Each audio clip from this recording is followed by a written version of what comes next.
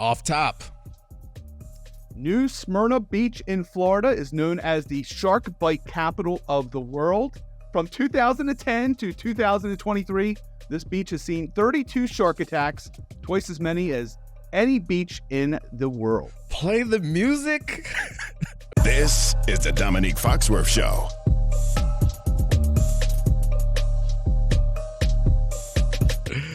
All right, that voice is Jamison Hensley. He's the NFL Nation writer for your Baltimore Ravens. I mean, everyone who brings a fact, there's normally a reason behind it.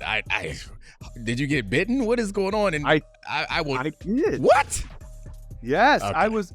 You know, we have a short window from mini camp to training camp in the NFL, and I was in Fort Lauderdale, and I was out in the ocean with my son Jack, and we were talking, and all of a sudden I felt a bite behind my leg, and I looked down, and I'm sure when I tell the story, the shark will get bigger over the years, but it was about 3 feet long, and there were about 10 of them swirling around us. What? Luckily, I grabbed my son, and we ran to the beach. I have the you can see the bite, not right now, right. But I mean it was right on the back of my thigh, and you can see the teeth marks from the shark. All right, well I'm gonna need you to send me a picture because I need the proof. That is scary and crazy, and I will not be going to that beach you talked about or to Fort Lauderdale. I'm staying out of those waters. I don't know. I'm always the one who tells people like, you're more likely to get in a car accident. Like, I'm that guy. Like, don't worry about it. I'm not that guy anymore because I've never met anybody that's actually been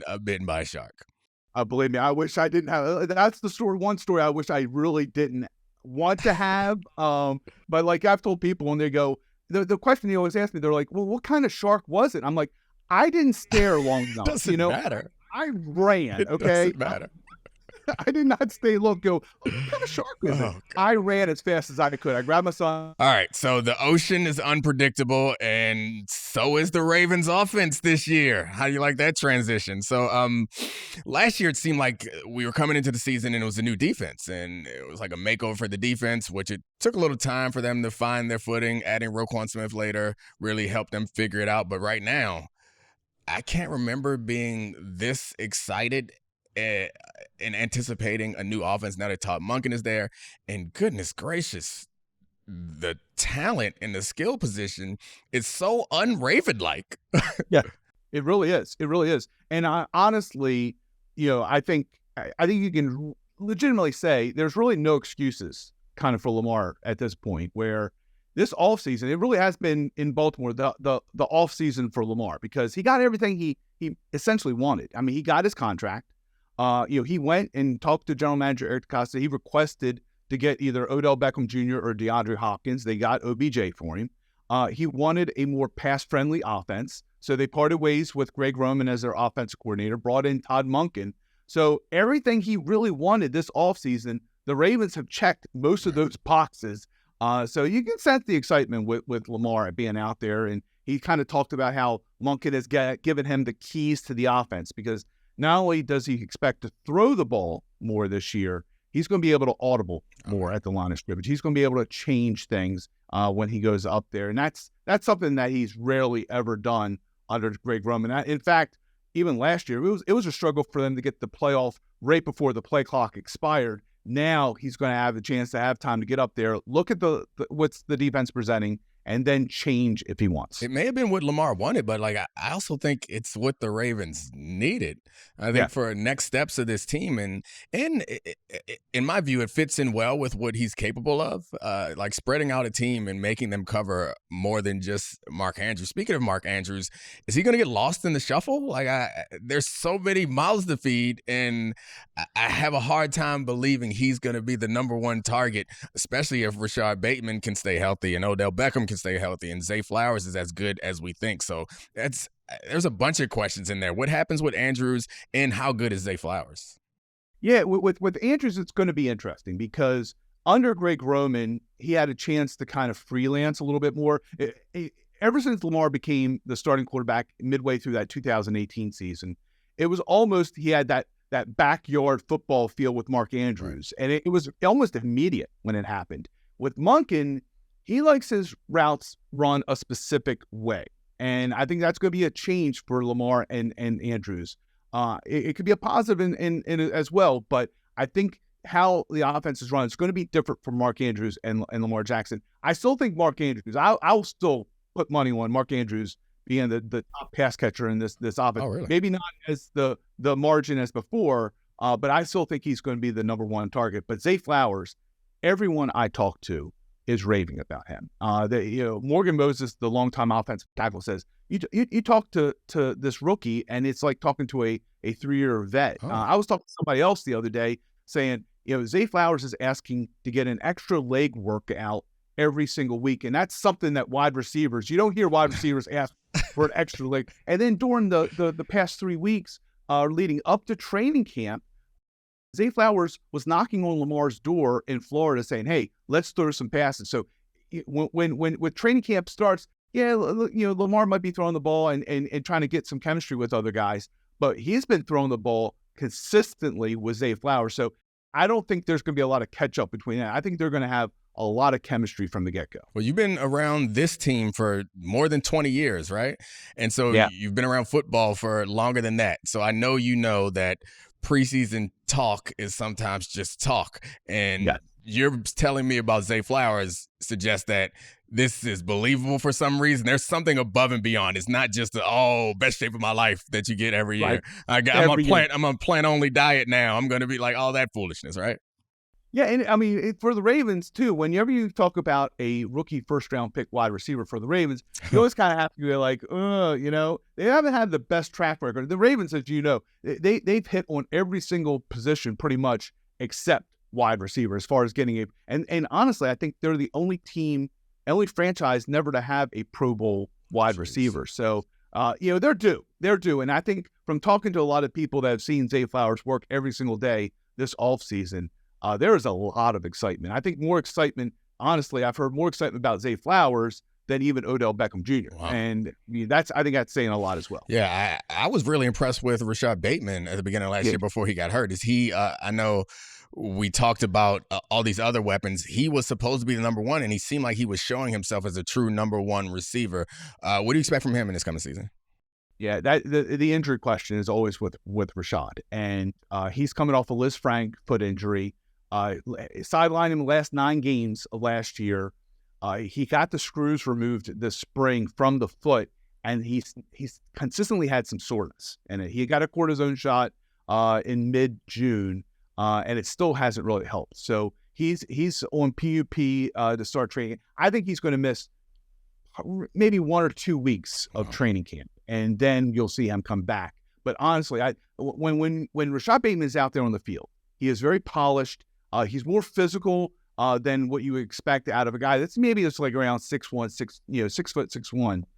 But the big question was, can he stay healthy? And I think that's until he answers that question, you could say he could be a possible number one wide receiver, but you just don't know. Right. Yeah. I mean, speaking of staying healthy, I feel like Ronnie Stanley was on pace for a Hall of Fame career until the injury kind of derailed that. What can we expect from him? And honestly, I think the offensive line, it's not fun to talk about, but I think they have a really good offensive line there, assuming Ronnie Stanley can return. I mean, maybe not to all pro level, but somewhere close to that. Yeah. And I don't think it's a stretch when you say when Ronnie Stanley was an all-pro left tackle in 2019, Lamar Jackson was also the NFL MVP. Yeah. And I think there is a correlation between that. Absolutely. And when Ronnie Stanley is at the top of this game, this offensive line gets elevated even more. And in talking to Ronnie, this is kind of the first offseason that he hasn't had to deal with that ankle injury. And if people don't remember, Ronnie was, again, in 2020, coming off that all-pro year, he was, again, having a great start to that year, signed a huge deal in October, making him the second highest paid offensive tackle.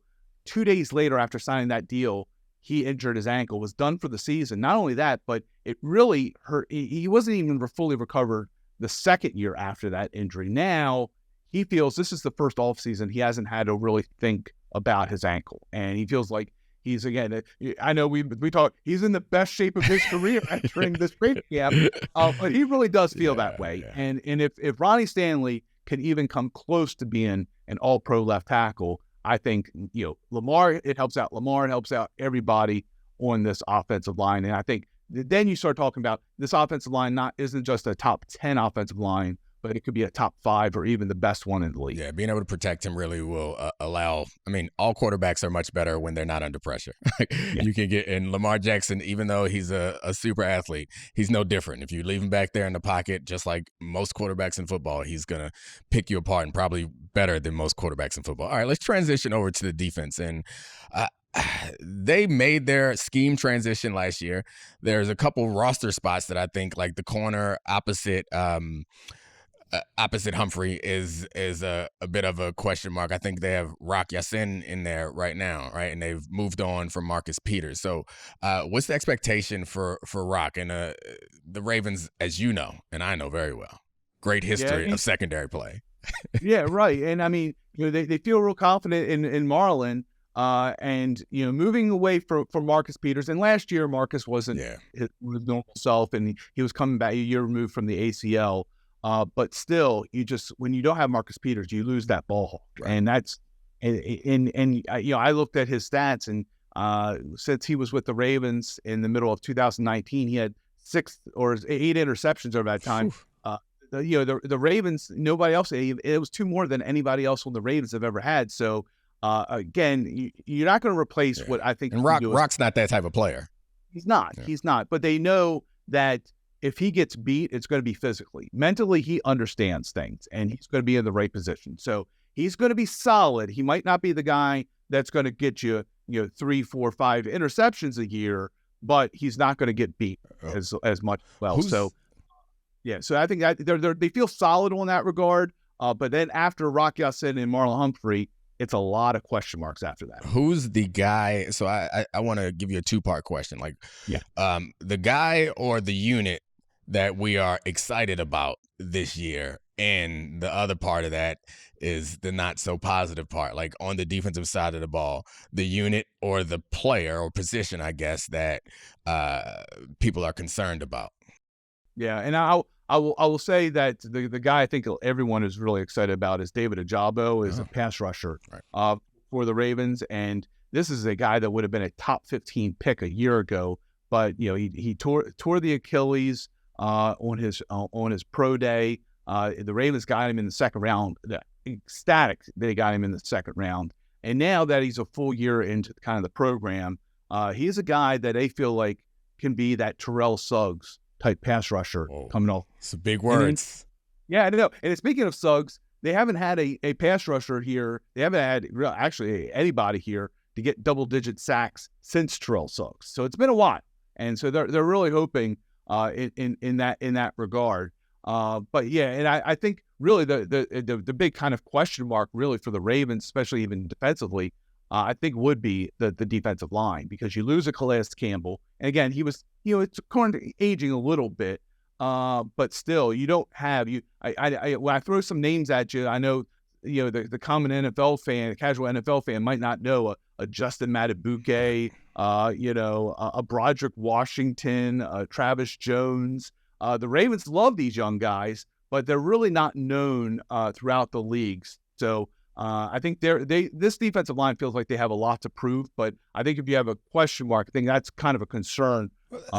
That's an encouraging answer, though. If the concerning area is also the area where you have the player that you're most excited about, that's interesting. I was honestly anticipating a Kyle Hamilton reference, because he's a versatile player, and he seemed like he started to figure things out. I mean, saying he started to figure things out implies that he wasn't good from the jump, but he's a big, intimidating, physical presence who's versatile, and I think his ceiling is probably pretty high also in this system.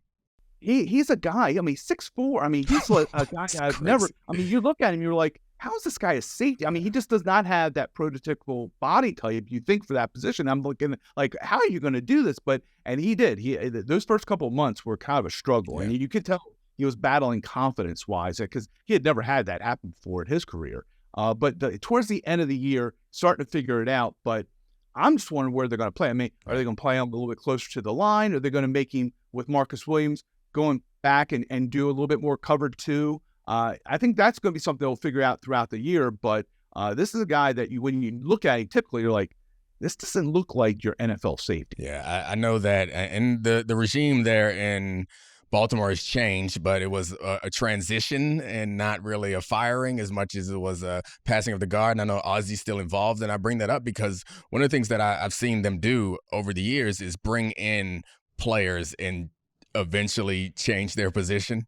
And I would not anticipate that for Kyle Hamilton necessarily, but I do think that he gives them a flexibility where he is big and strong enough to play essentially an outside backer or in a box safety and athletic enough that it won't be a mismatch. So while he may not make a ton of big plays, the versatility that he can provide for that defense, I think could be something that can allow other people to play well, because that's a hard thing. I know from experience being out there on the field where you're looking to the sideline waiting for substitution packages, that you have less time to call your play. If you got a guy that can move in different spots, it changes things.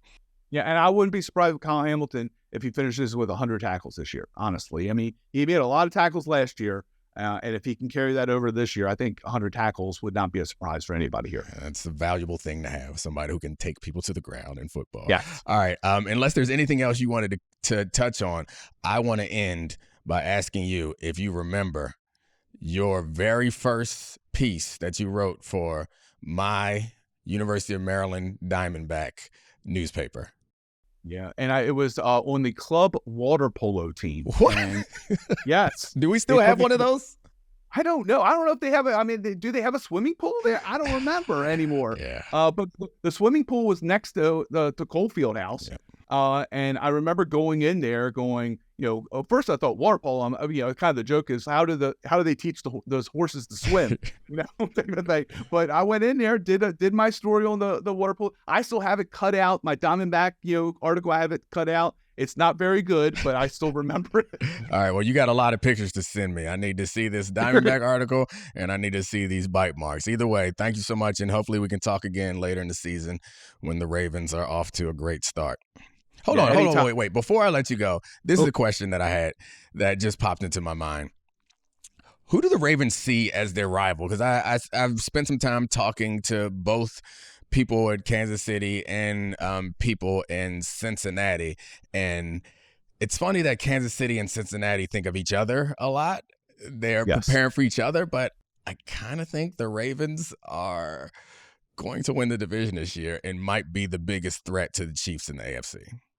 Yeah, I would still, obviously, historically, the biggest rival, it's the Pittsburgh Steelers. But now after losing Big Ben and, the Ray Lewis and Ed Reeds of the world have gone. I think rival is the wrong word, because the rival is a different thing. But I think like the competitor, who are they thinking of? Because every year you're kind of like in training camp. When I was in training camp there, it was like the Pats. Like no one would say it out loud, but in the back of our mind, we was like Peyton Manning and the Pats. These are what we're here for. Do you feel a vibe in Baltimore about that particular team? Yeah, I think big picture wise, I think the Chiefs would be it. But I think if you ask anybody in that locker room, their first thing is they got to get past the Bengals. Right. If they want to get where they want to go, the Bengals. And I think it's really bothered them over the past few years of losing to the Bengals three straight games to the Bengals. But those are games Lamar Jackson hasn't played in. Right. And they've had Anthony Brown, Tyler Huntley, Josh Johnson. Those are all guys that have played in those games. So they've lost. I think they really want to see when they have Lamar Jackson how good these Bengals can be. Yeah, and I know just from being from Baltimore, I have friends and family that are fans, and they all sincerely believe that they should have won that playoff game. And if Lamar Jackson would have played in that playoff game, then it wouldn't have even been close. But, that red zone turnover was a real big problem. Yeah, and it really bothers them that Tyler Huntley, they feel the play was designed for him to go low, not high. He went high, and the fumble, and the rest is history. Oh well, sorry to end on a sad note. I don't know. I mean, we started on you getting a shark bite, so I think it's only appropriate that we end on a similarly sad note. All right, thanks a lot, Jamison. I appreciate you. Talk to you soon. Anytime. Thank you so much. Appreciate it.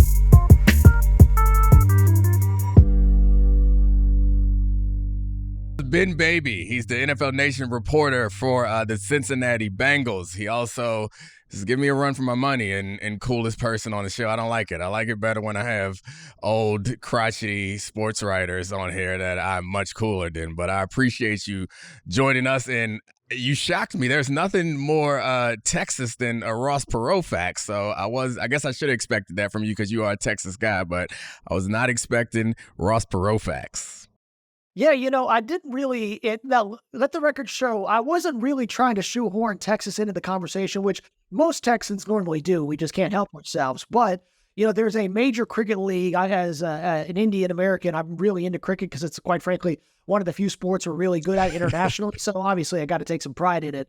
But this year, there's been a big effort to have a major, it's called Major League Cricket. It's a U.S. league. And there's been a lot of questions on how this is going to take off, but, Ross Perot Jr. is a major investor in this. The CEO of Microsoft, I believe, is an investor. And to the point, back in Texas, they retrofitted they used taxpayer money to retrofit a former independent league baseball stadium into a cricket ground. And I looked the other day, I saw a report that apparently in Brooklyn, they're looking at potentially building a cricket venue when the U.S. West Indies host the World Cup here in 2024. So the amount of money being poured in, it's quite stunning. I don't know if it's going to pay off, which is, interesting because baseball was essentially invented as a revolt to cricket. So now seeing it kind of come full circle. You're going to send me into a cricket rabbit hole. I like interesting things, but there's nothing more Indian in Texas than Ross Perot owning a cricket league. Like, that's a great Ben Baby combination. Doesn't get much better than that. But the reason why I had you on was not to talk cricket, although I'm now very interested, is to talk about the team that you cover, the Cincinnati Bengals. I was doing some research to get ready for this today, and it struck me that I, probably like a lot of the fans there, have high expectations for the Bengals, and that's weird. I still haven't gotten used to it. Like, what are the expectations like out there, considering the fact that they've never won a Super Bowl. They've been, I think 1990 was their last playoff win before the Joe Burrow era. But now it feels like there's almost an expectation that they're going to be at least in the conference championship. Yeah, when we were talking to them yesterday and looking at this, and, they had earlier this week, they looked at, as they get going, what this franchise is going to look like. Because like you said, for when I got here in 2019, I just knew it as kind of a franchise that really hadn't done much of anything. I learned about the curse of Bo Jackson because apparently ever since Bo Jackson had his last injury there against the Bengals, they had never won a playoff game. So that got snapped in 2021. And then now, a lot of people are wondering whether 2021 was a fluke. And then we saw them last year not only go out and, they not only won the division, but they won it emphatically, winning their last 8 regular season game. So the expectations are sky high. They won the division in back-to-back years, and I don't think anyone has ever won that division 3 years in a row. So I know you guys view, or not you guys, but I know the Bengals view the Chiefs as their number one rival. But I don't know. I feel like even winning that division, getting over the Ravens should be a huge hurdle for them this season, even though they've cleared it the last couple of years. Yeah, I agree with you. I think the Ravens are going to be a really interesting team, looking at especially what they've done. They obviously figured out the Lamar situation, got him locked up long term. Bringing in Todd Monken, I find that narrative, as someone who used to cover the SEC, the fact we're getting hyped about a former Georgia offensive coordinator, that's a little new for me because Georgia not really known for offense over the last few years. No, not innovation. But I appreciate, so you've been a perfect guest so far because you keep setting up these segues for me. You mentioned the Lamar Jackson contract situation. It's been crickets, speaking of cricket, out of Cincinnati about the Joe Burrow contract situation, the Jamar Chase contract situation, the T. Higgins contract situation. Is one of the drawbacks of having a lot of really good young talent. Oh, gosh, I almost choked on a granola bar. Don't cut it out. Leave it in. I ain't embarrassed. One of the drawbacks of having this good young talent is that you got to pay them all at some point. And I haven't heard much out of that. Is there any insight you can give us on what you expect and what progress there's being made, if any? So since we're being honest here, I'm also finding some granola in my throat. I had it before I came on. So we're both in the same boat here. There we go. I went ahead. So when we spoke to Mike Brown and Duke Tobin at the team's annual media luncheon, we tried to get as much out of that. Heck, I asked Mike Brown about the NFL escrow situation because, as you know, you've got to put a certain amount of guaranteed money in the escrow, and he wouldn't even touch that topic. He said, "I've been bound to not speak about the contract." Joe's side has also done that, so we're going to honor it as they go through negotiations. I tried to pester Duke Tobin, and he basically told me, he said, "You could keep asking about it all you want, but I'm not going to do anything." So I've tried, but obviously. That's a big question here in Cincy. I love that you asked Mike Brown about the escrow situation because anyone who follows professional football closely enough, the reputation for the Bengals is not having that much money, being kind of cheap, and part of the criticism or part of the reason why people are concerned about the long-term deal is, do they got enough liquid cash to put in escrow to pay Joe Burrow, which I think that's ridiculous. I'm sure they probably do, but it is kind of funny to have you ask that question. I think it's pretty hilarious that you decided you wanted to ask Mike Brown about the escrow situation because I don't know if people follow the NFL closely enough, but when you sign major contracts, because back in the day some teams didn't actually have the money, you had to put the money, a certain amount of money aside to guarantee that the player got paid. That is not a concern for any NFL team. But sometimes people look at Mike Brown and the Bengals and be like, we really need y'all to put that money in escrow. So I feel like you was asking a question, but you also was trolling a little bit. Listen, what's crazy is Mike Brown, someone else asked him about, being able to pay these guys, and he had a very interesting metaphor. I'll let you make of it what you will. But he essentially said there's a lot of hogs that need to be fed. Oh, God. And you only have so much, you got a bag of corn. And eventually the bag of corn is going to run out. And so not everybody gets paid. I don't know if that's the metaphor that I would have made, but that's what Mike Brown said. That's a terrible metaphor. I mean, he ain't grow up on a farm or anything. What are we talking? Why are we feeding hogs? It's just money. Whatever, Mike Brown. All right, so the Joe Burrow conversation, he's obviously their franchise quarterback, one of the best quarterbacks in football. He deserves this contract, but we start talking about legacy stuff. I know it's premature to talk legacy for a guy like Joe Burrow at this point in his career, but he's on a trajectory to be one of the great quarterbacks in this league and maybe in the conversation for one of the best of all time. He don't have an MVP yet. Is there any concern, concern is the wrong word, but is there any talk about them trying to do that for him? I know that they believe in him. They want him to be considered in that conversation, but I think that's a hurdle that he's got to clear at some point. Yeah, Dominique, towards the end of last season, when, you kind of polled the locker room and Burrow was starting to heat up and they were on that winning streak, you had guys like Jamar Chase and head coach Zach Taylor all talking about how Burrow should be in that MVP mix. And sure enough, he actually was, I believe he was fifth in voting and got some votes. I'd have to go back and double check that. But it's a notable section on him that he is inching towards there. But obviously, the question is now going to be, where is he at in that pecking order, in the league? And he's going to be measured up against Patrick Mahomes. Right. And Joe acknowledged that he's at the mountaintop right now. And, Joe, for his money, Patrick is number one when it comes to NFL quarterbacks. And anybody who's watched the league the last couple of years has to agree with that. But I think that for the Bengals to go where they want, you've got to have Burrow playing at that level. Speaking of MVPs, he wasn't the MVP last year, but he is always the MVP, Patrick Mahomes. We've noticed that the personality of Joe Burrow has leaked into this team, and Patrick Mahomes on the other side. There's a lot of animosity, I guess, or maybe that's the wrong word, but there's tension between the Chiefs and the Bengals. And there's been a lot of shit talk this offseason. I'm going to ask you, what's your favorite? What was your, of all the trash talk between these two organizations, what was the move that you liked the best? Yeah, Dominique, to use it, now I am going to use a Texas metaphor here. If I'm going to equate the amount of beef to about a pound of brisket, I put about like half pound, put it on the scale. That's kind of where we're at on the beef rating here.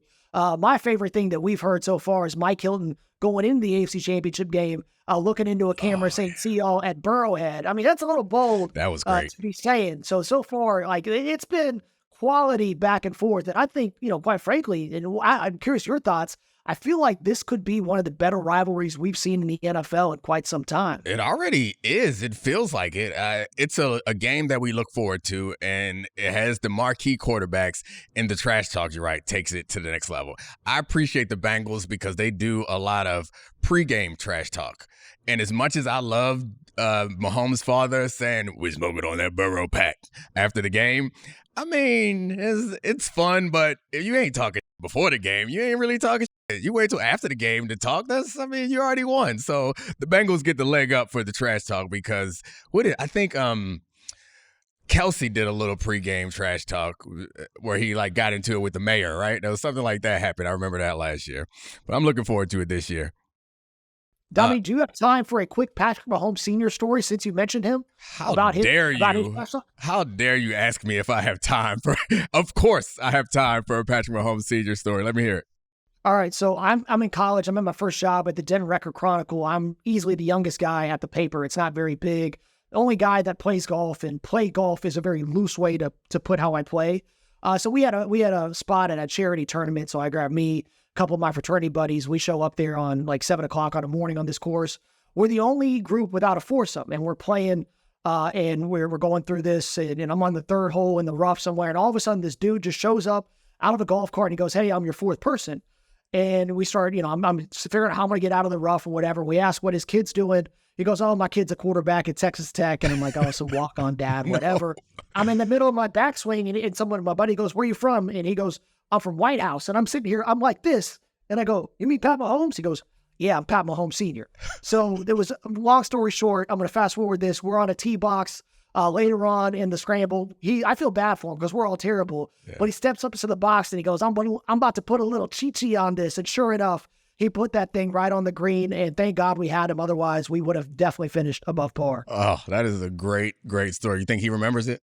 I don't know. I still have his number in my phone, so I'm gonna see if I can take him up on a round of golf to see if I've gotten any better. He might. We'll see. Yeah, I absolutely think you need to do that. But I do want to transition from that great story, which we're clipping and using somewhere. I don't know how we're going to use that, but that is a quality story, to the defense, which I think is, if there are questions about this team, that's where the questions are. Their best corner, Awuzie, is coming off of an injury and may not be fully back yet. And two of their best players on defense are gone, and the safeties, Bates and Von Bell, are gone. So what do you expect from Lou Anarumo's defense this coming season? Yeah, the Anarumo discourse has been fascinating to watch. He was under heat, the first couple of years, along with basically that coaching staff. And then, as they got into that Super Bowl run and people saw what he was doing, it really changed his perception inside the locker room. They call him the mad scientist because of how flexible he is with his schemes on a week-to-week basis, and he's always cooking stuff up. Well, a lot of that was because you had a lot of versatility on the back end with a guy like Jesse Bates at free safety, a guy who had a lot of range, a lot of ball skills, allowed you to play single high at the top, and then, put Von Bell in the box and lets you tinker with a lot of the formations. Well, now Jesse's in Atlanta. Can Dax Hill, their first-round pick last season, can he fill that void a little bit? I think Awuzie, it sounds like he's going to be, it's optimistic, I should say. Right. And he should be ready for week 1, considering when he got hurt and how the rehab's been. And when he's healthy, I'll be honest, I think he's one of the better corners in the league. You go look at his next-gen stats, they're pretty solid. Cam Taylor-Britt was a guy who came on at the end of last year. So I think, replacing Bates is the hard part, but right. Anarumo is going to have to earn that moniker this year for sure. Yeah, I agree with you on Awuzie. He's really good, and coming back from knee at corner is something I can speak to. It ain't easy, so I'm rooting for him. I would say the one thing about the safeties that I think gets overlooked is we think about old school defenses as the brain of the defense kind of being the middle linebacker. As I'm sure you know right now, that's not the case. It's normally the safety. The safety is the guy who's making the checks. He's making the communications. He's overseeing everything, or one of them is doing it. To lose both of those safeties, I think that will be a hurdle. It's probably make it harder for Lou to be that mad scientist if he can't trust that the guys in the back end can cover for him. But if you don't have anything else, I want to end on a little bit of a fun note. When I'm preparing for this, I'm checking your Twitter, and I just see that you just posted a picture of some French fries and chicken tenders. What? Yeah, so basically, so I don't really use Twitter much these days. Okay. I've committed to moving, but it was kind of a full circle bit. So I think back in 2018. Oh, it's an old bit. Okay. This is a recall for the diehards who've been following me for way too long. So in 2018, I basically, when I covered college football, I said I'm going to go on I'm going to pretend I'm a chicken finger recruit. So I'd be pulling up at the Raising Cane's, Chicken Express, whatever else we had, Super Chicks, whatever we had in Dallas, and I'd pretend I'm on the visit. So I take a picture of my food. I take a picture with a worker. Then we had like a commitment video. It was a very elaborate bit. It was very dumb, but I think that it was. I didn't realize how much people kind of enjoyed it until I was at Big 12 Media Days, and Matt Rule who's the coach at Baylor, says, "Hey, I enjoyed the chicken bit over the summer." I said, "Thank you, man. I appreciate it." So I figured, why not just tweet out a picture of some chicken fingers? Because who doesn't love them? All right. Well, I know what I'm having for lunch later this day. So I appreciate you for joining us, Ben, and I hope to talk to you later on in the season when your team is, I'm sure, fighting for that division and maybe in contention for the Super Bowl. So thanks again, Ben. Yeah, absolute honor to be here, Domonique. Thank you.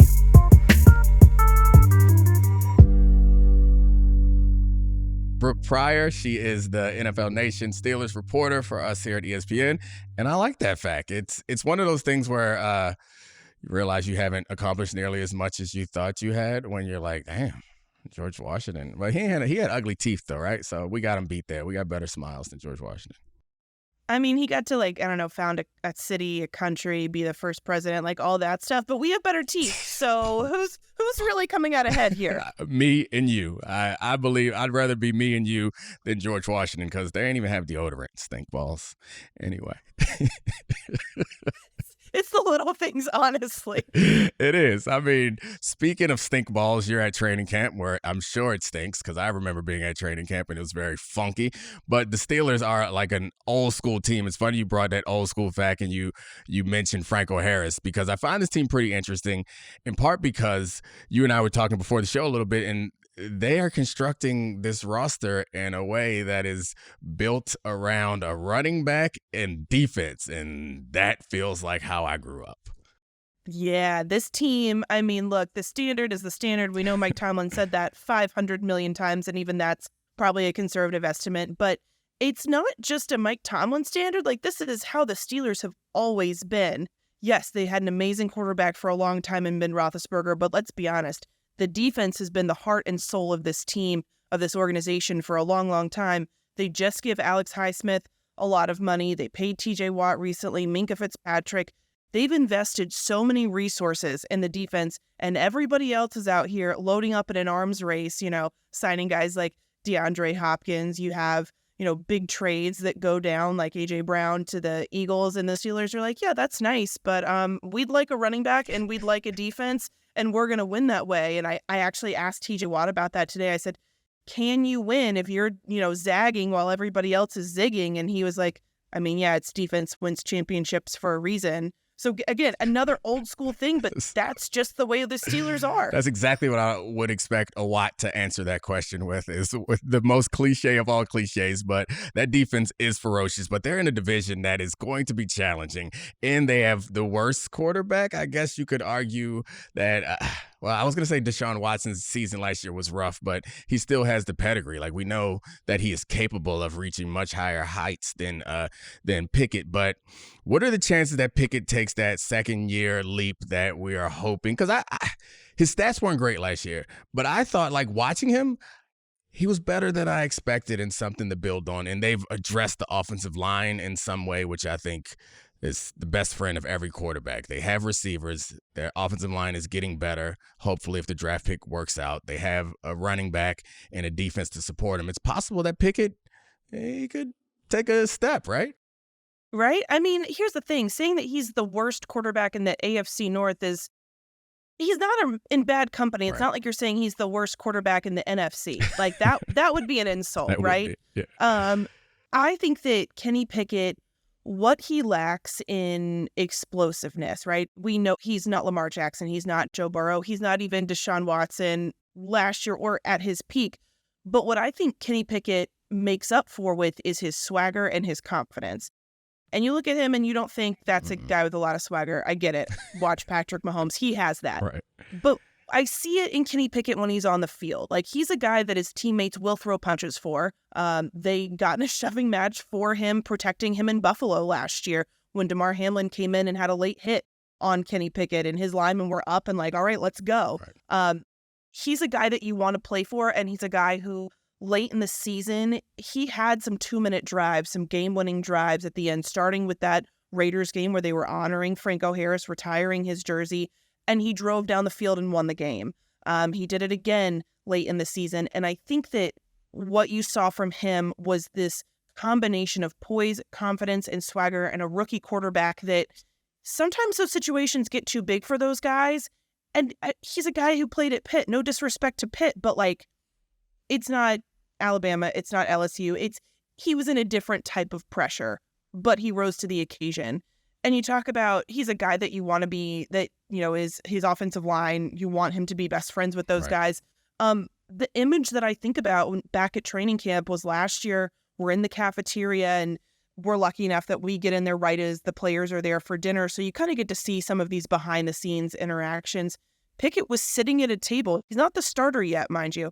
He's sitting at a table surrounded by the O-linemen. Yeah. And I just remember seeing that and thinking, this is, I don't know how out of the ordinary this is, but to me, this speaks volumes that he's probably not in his comfort zone with a guy like Connor Hayward, who he's known for a long time, or with his other rookie class. Like, he's with the O-line. He's getting to know them. He's putting in that effort. He did that in the offseason. Some of the guys today were talking about how they've gone out to dinner with him, all of those things. So I think that he's really building a strong foundation, and I think that he will take a big step this year. The biggest thing to me is, how much is the offense as a whole going to change? How much freedom is he going to have in Matt Canada's system? Will it be a less predictable offense? God, I hope so. If I see the ball run one more time on first down, I don't know what I'm going to do. I'm going to hack into the headset and call a different play. I like that.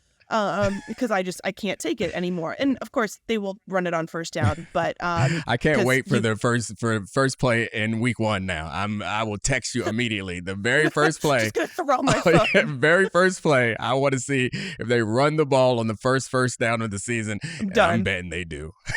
No, listen, I want to see a go ball. I want to see something splashy. Yeah. It's gonna be a 90-yard throw, like something insane.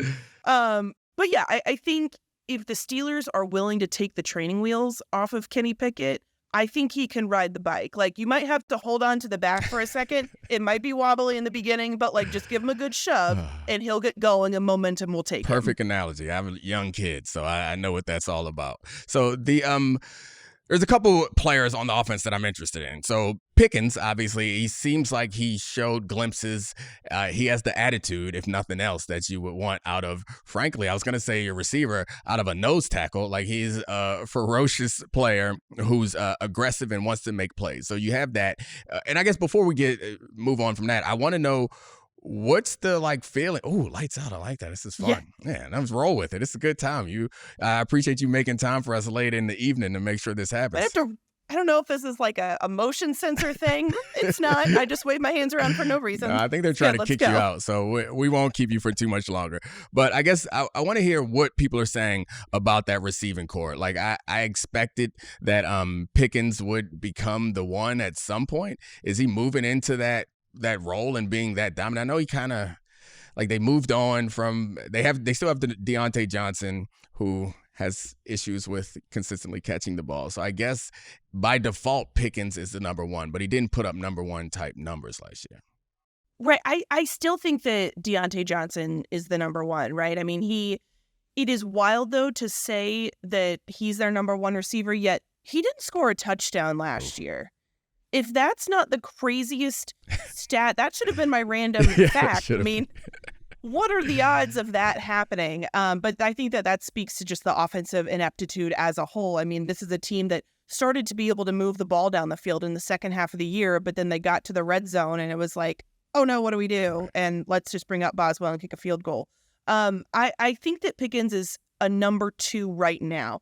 I don't think that means at the end of the season he's going to be the number 2 guy, but I think that for him, again, it's the offensive scheme. It's getting him the ball more. That is something that we've heard from players, coaches, coordinators, that there is going to be an effort to have him more involved in the offense because he is an explosive player. I mean, you saw, I don't know what his catch radius is, but I feel like if you threw the ball on one side, and he was on the other, he would just elasta arm and catch it. That has to be quarterback's best friend. So that's a key to having that second year leap. Is normally you look at all the guys who've had that big jump. It's always because, or in part of it is because they have a true number one who makes them so much better. Hopefully that Pickens can be that for Pickett. So I want to get to previewing a piece that you're working on. But before we get to that, there's a couple of rookies that I find really interesting for the Steelers. And so Darnell Washington is one of them, and obviously Joey Porter Jr. playing the corner, and also the son of a legendary linebacker. Is Joey Porter qualify as legendary? I don't know. I think he's legendary. Yeah, he's a Steelers legend. Yeah, I mean, he's a legendary trash talker. The combination of the when two. you call a legendary legendary Steelers linebacker, there have been so many that it feels like you have to draw the line somewhere. So I'm happy to put Joey Porter in that conversation. So is there anything interesting you have on either of those two players? Because Darnell Washington is like strong as a offensive tackle and big and incredible tight end prospect, and then Joey Porter is going to be starting at corner, which is a tough spot to be in on a defense that really doesn't have any glaring weaknesses. Yeah, you talk about a quarterback's best friend. Darnell Washington should be up there and like making a friendship bracelet for Kenny Pickett, because he can be an extra offensive lineman that just gives you so much more versatility and flexibility in what this offense can do. But I am really intrigued about him as the possibility of a target. I know that wasn't necessarily a big part of his game at Georgia. And yes, the Steelers still have Pat Freiermuth, and he's still, I think, ascending to be one of the better tight ends in the league. Yeah. But I think that Darnell Washington is just such a huge target. You talk about a guy that can bully a defense in the red zone, in the end zone. I mean, I think that as long as he can hold on to the ball, which, as you alluded to, has been kind of an issue for some Steelers receivers. If he can do that, I like the options that he brings. And Joey Porter Jr., the most interesting thing about him is that when the Steelers this year drafted two corners, right? Him and Corey Trice Jr., another junior. They are two of the biggest cornerbacks the Steelers have drafted in, I want to say it was like since 2006, however far back our SIG stats go. They looked at it because I was like, those guys are really tall, and they kind of break the mold of the corners that we've seen the Steelers draft recently.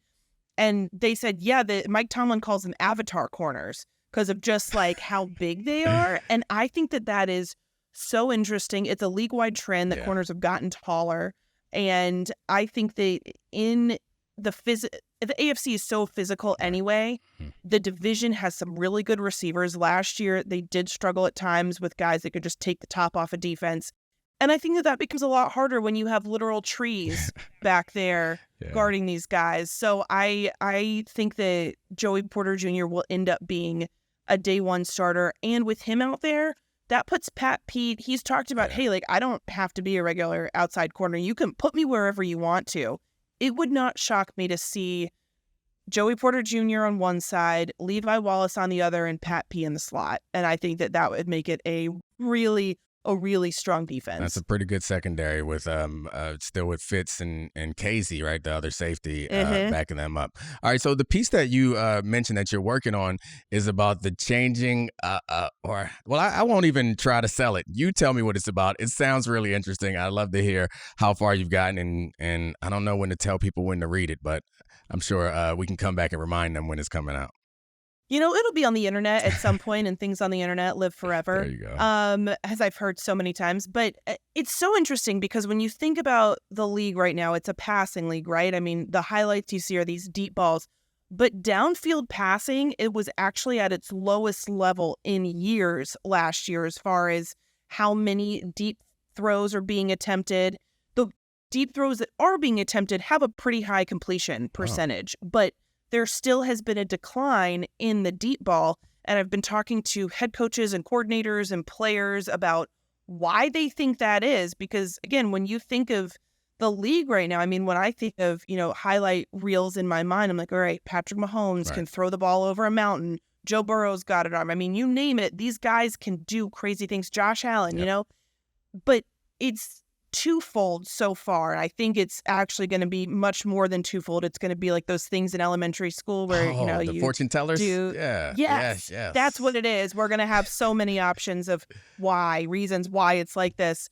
One thing has been evolution of defenses have just gotten far more physical, and they're taking away the deep throws, which then obviously if you're taking that away, then leads to the intermediate throws that then leads to, okay, so you're not just going to, throw a deep bomb, but you can get a lot of yards after catch, which then makes those receivers your slot receivers, your physical guys so much more valuable because your offense just becomes predicated upon that.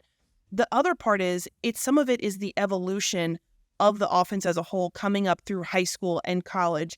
And now it's coming over to the NFL that you're seeing a lot more of the play action pass. You're not seeing as much traditional drop backs as you used to, because offenses are just, I think they're becoming really fun and gadgety, but that means that you're taking away some of the traditional staples of an NFL offense. The precision, I think part of it is probably also the precision of the passers.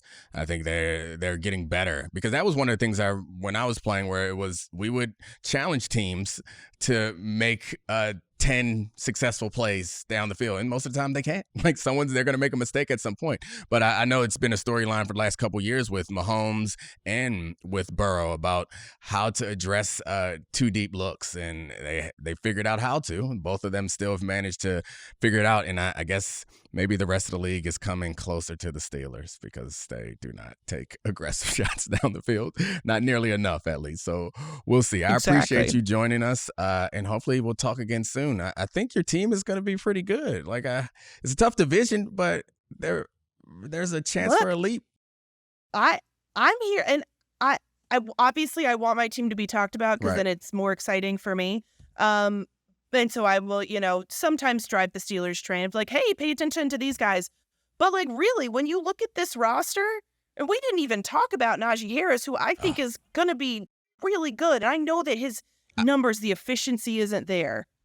No. I'm sorry. I regret it. In this era of running back abuse, I will not let you go without giving some love to Najee Harris. So I'm hoping he's as impactful as he has been up at this point, and hopefully he gets paid. But that's a whole nother conversation at some other point. He's got a little bit of time before that, so we can enjoy him before worrying about the fifth-year option for like a couple games. All right. Well, thank you so much, Brooke. Hopefully we can talk to you again later in the season when things are going incredibly well for you in Pittsburgh. I grew up in Baltimore. That felt really hard for me to say, but I like you, so I'm rooting for you to have something interesting to talk about. Well, thanks, and thanks for having me. I appreciate it, Brooke. All right. Thank you so much again. And it really didn't cause any problems for us at all, so don't worry about it. And we'll stay in touch. I'm glad you texted me, because I suck at email. I suck at text, too, because as we talked about before, I hate talking to people. I feel that. I have so many unread texts, and it makes my husband so anxious. He's like, who's texting? I'm like, I don't know. I don't open them. Isn't that good? Yeah. He doesn't think so. I don't know. All right. Well, we'll stay in touch throughout the course of the season. And hopefully we Sounds can have you back good. on. See you. Thank you. Awesome. See you. This is the Domonique Foxworth Show.